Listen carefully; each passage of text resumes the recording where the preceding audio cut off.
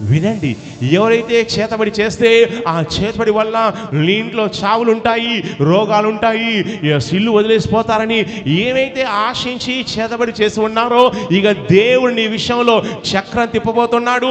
ఏ స్థాయిలంటే ఇక ఆ చేతబడి ఏదైతే నీ జీవితంలో చేసి వాళ్ళకు మేలు చేయాలని వాళ్ళు ఆశిస్తున్నారో, అదే చేతబడి వాళ్ళ జీవితంలో కీళ్ళు చేసి ఏ మేలైతే వాళ్ళు ఆశిస్తున్నారో అదే మేలు నీకు దక్కే విధంగా దేవుడు చేస్తాడు.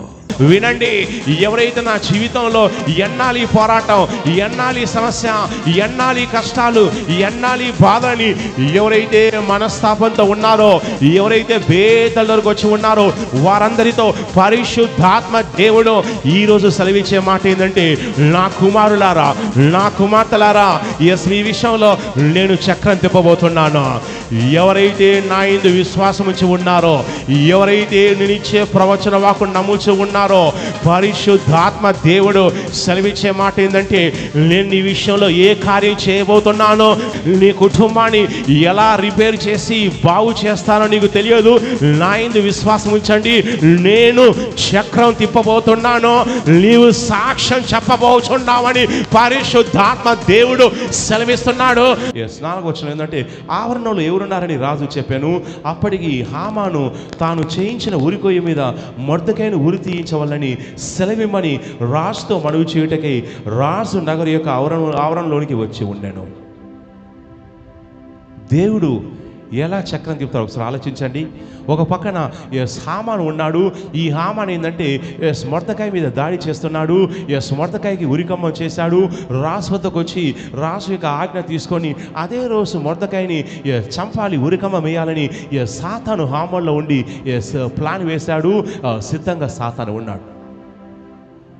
కానీ అదే సమయంలో దేవుడు మరో పక్కన కూడా చక్రం తిప్పి రాజును నిద్ర డిస్టర్బ్ చేసి ఏ మొర్దెకైనైతే ఉరికమ్మ వేయాలని ఈ యొక్క హామాను సిద్ధంగా ఉన్నాడో, అదే మొర్దెకైను హెచ్చించే విధంగా దేవుడు చక్రం తిప్పాడు. ఇప్పుడు రాజు మొర్దెకైని హెచ్చించాలని డిసైడ్ చేసుకున్నాడు. హామాను మొర్దెకైని చంపాలని డిసైడ్ చేసుకున్నాడు. ఏ మొర్దెకైనైతే నువ్వు వీడి చంపాలని వచ్చి ఉన్నాడో, అదే మొర్దెకైని రాజు గుర్రం ఎక్కించి ఊరేగించమని రాజు చెప్పేసరికి వానికి గుండెపోటు వచ్చేంత పని అయింది. గుండె గిలగిలా ఫాస్ట్ కొట్టుకునేంత పని అయిపోయింది. ఇది షాక్ అయింది. ఈ హామానుకు షాకా కాదా? షాకే. దేవుడు నీ శత్రువులకి, నిన్ను బాధపడే వారికి ఆయన షాకులు ఇవ్వబోతున్నాడు. భారీ స్థాయిలో షాకులు ఇవ్వబోతున్నాడు. వారు ఊహించిన రీతిలో దేవుడు చక్రం తిప్పబోతున్నాడు. ఏ స్థాయిలో చక్రం తిప్పబోతున్నాడంటే, వాళ్ళు ఊహించిన విధంగా, వాళ్ళు అసలు గెస్సే చేయరు, వాళ్ళు గెస్ చేయని విధంగా, ఊహించిన విధంగా దేవుడు చక్రం తిప్పబోతాడు. ఏ స్థాయిలో అంటే, నీ శత్రువులు, నేను బాధించే నీ బంధువులు కూడా వాళ్ళు షాకు గురై గుండెపోటు వచ్చేంత పని ఎత్తుగా దేవుడు చేస్తాడు. నేను సన్మానించే వానికి ఏం చేయాలని రాజు హామాను అడిగాడు. ఈమె హామాను అనుకున్నాడు, ఇక నన్ను కాకుండా రాజు ఇంకోని సన్మానిస్తాడు. అయితే రాజు హామాను కాకుండా మొర్దెకైని సన్మానించాలని డిసైడ్ చేసుకున్నాడు. ఆ విషయం హామాను తెలియదు. అంచేత హామాని సలహా ఇస్తాడు, రాజా నువ్వు ఎవరినైతే సన్మానిస్తున్నావో నువ్వు ఎక్కే గుర్రం ఆ వ్యక్తి ఎక్కాలి, నువ్వు వేసుకునే వస్త్రాలు అతను వేసుకోవాలి, నువ్వు వేసుకునేటువంటి టోపీ అతను వేసుకోవాలి, నువ్వు వేసుకునేటువంటి రింగ్ వేసుకోవాలి. ఇక ఆల్మోస్ట్ నీ పొజిషన్లో నీ గుర్రం మీద ఎవరు నీ గుర్రం ఎక్కడానికి సాహసం చేయరు. కానీ నీ గుర్రం మీద అతన్ని కూర్చోబెట్టి సిటీ అంతా కూడా సన్మానం చేయాలి, ఇక నాకే రాజు చేస్తారని ఈ హామాను అనుకున్నాడు. వినండి, ఏ మేలైతే నీ శత్రులో జరుగుతుందని వాళ్ళు ఊహించారో, దేవుడు ఆ మేలు నీకు జరిగే విధంగా దేవుడు చేస్తాడు. ఏ కార్యమైతే మాకు జరుగుతుంది, ఏ సన్మానం అయితే, ఏ మనీ అయితే, ఏ ఆస్తి అయితే మాకు వస్తుందని వాళ్ళు అనుకున్నారో, అది వాళ్ళకు దక్కకుండా నీకు వచ్చే విధంగా దేవుడు కార్యం చేస్తాడు. వాళ్ళకు దక్కకుండా నీకు దక్కే విధంగా చేస్తాడు. అందుకే దేవుడు సెలవిచ్చాడు, జనుల ఐశ్వర్యం నీ వద్దకు తెస్తా అని చెప్పాడు. అది ఎవరి ఐశ్వర్యం? నీ ఐశ్వర్యం కాదు, మీ నాన్న ఐశ్వర్యం కాదు, మీ తాత ముత్తాత ఐశ్వర్యం కానే కాదు. అది జనుల ఐశ్వర్యము, వేరే వాళ్ళ ఐశ్వర్యము. కానీ వాళ్ళు ఏదైతే సంపాదించుకున్నారో, ఏదైతే పోగు చేసుకున్నారో, దేవుడు సెలవిస్తున్నాడు, నేను నా జనాల కోసం ఏదో ఒక విధానంలో, ఏదో ఒక రూపంలో నీ వద్దకు వచ్చే విధంగా నేను చేస్తానని దేవుడు సెలవిస్తున్నాడు. నీ వద్దకు దేవుడు తీసుకొస్తాడు.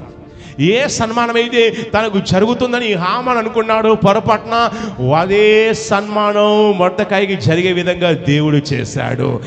ఏ కీడైతే మొర్దెకాయికి జరుగుతుందని అనుకున్నాడో అదే కీడు హామానుకు తగిలే విధంగా దేవుడు చేశాడు.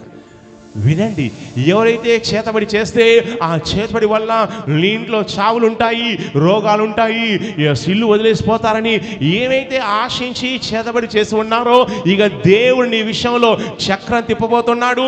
ఏ స్థాయిలంటే ఇక ఆ చేతబడి ఏదైతే నీ జీవితంలో చేసి వాళ్ళకు మేలు చేయాలని వాళ్ళు ఆశిస్తున్నారో అదే చేతబడి వాళ్ళ జీవితంలో కీళ్ళు చేసి ఏ మేలైతే వాళ్ళు ఆశిస్తున్నారో అదే మేలు నీకు దక్కే విధంగా దేవుడు చేస్తాడు.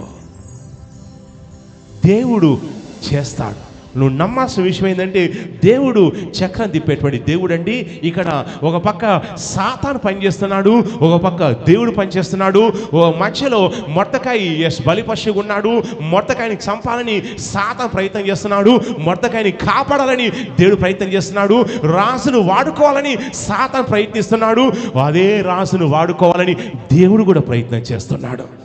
వినండి, ఏ పోలీసులైతే వాడుకొని నీ ఇంట్లో కష్టాలు నష్టాలు తేవాలని వాళ్ళు ప్రయత్నం చేస్తున్నారో దేవుడు అదే పోలీసుల్ని, అదే కోర్టును, అదే లాయర్ని వాడుకొని కూడా నీ ఇంట్లో మేలు జరిగే విధంగా దేవుడు కార్యం చేస్తాడు. వారిసీమని చెప్పండి. ఏ లాయర్స్ అయితే వాడుకొని నీ కొంప కొల్లేరించాలని ప్రయత్నం చేస్తున్నారో దేవుడు అదే లాయర్స్ను వాడుకొని నీ కొంప కొల్లేరకుండా నీ కొంప కట్టబడే విధంగా దేవుడు కార్యం చేయబోతున్నాడు. అది సీమని చెప్పండి. ఏ యాక్సిడెంట్ నీకు కావాలని నీ శత్రువులు ప్లాన్ చేస్తున్నారో దేవుడు అదే యాక్సిడెంట్లో నుంచి తప్పించి అదే యాక్సిడెంట్కు వారు గురయ్యే విధంగా దేవుడు చక్రం తిప్పబోతున్నాడు. ఏ అప్పులైతే మీరు కావాలని మీరు వాళ్ళు కోరుకుంటున్నారో ఆ అప్పుల్లో నుంచి దేవుడు మిమ్మల్ని తప్పించి అదే అప్పుల పాలు వారు అయ్యే విధంగా దేవుడు చక్రం తిప్పబోతున్నాడు. నిన్ను బాధ పెట్టే వారిని, నీ శత్రువుల్ని సిగ్గుపడేలాగున దేవుడు ఒక గొప్ప చక్రాన్ని తిప్పబోతున్నాడు. వినండి, ఎవరైతే నా జీవితంలో ఎన్నాలి పోరాటం, ఎన్నాలి సమస్య, ఎన్నాలి కష్టాలు, ఎన్నాలి బాధని ఎవరైతే మనస్తాపంతో ఉన్నారో, ఎవరైతే వేదల వరకు వచ్చి ఉన్నారో వారందరితో పరిశుద్ధాత్మ దేవుడు ఈరోజు సెలవిచ్చే మాట ఏంటంటే, నా కుమారులారా, నా కుమార్తెలారా, మీ విషయంలో నేను చక్రం తిప్పబోతున్నాను. ఎవరైతే నా యందు విశ్వాసం ఉంచి ఉన్నారో, ఎవరైతే నేను ఇచ్చే ప్రవచన వాకు నమ్ముచు ఉన్నారో, పరిశుద్ధాత్మ దేవుడు సెలవిచ్చే మాట ఏంటంటే, నేను నీ విషయంలో ఏ కార్యం చేయబోతున్నానో నీకు తెలియదు. నేను నీ శత్రువులకు ఎలాంటి షాక్ ఇవ్వబోచున్నానో నీకు తెలియదు. నీ కుటుంబాన్ని ఎలా రిపేర్ చేసి బాగు చేస్తానో నీకు తెలియదు. నా యందు విశ్వాసం ఉంచండి, నేను చక్రం తిప్పబోతున్నాను, నీవు సాక్ష్యం చెప్పబోచున్నావని పరిశుద్ధాత్మ దేవుడు సెలవిస్తున్నాడు. నమ్ముచున్న వాళ్ళు గట్టిగా గట్టిగా జోరుగా హుషారుగా చప్పళ్ళు కొట్టి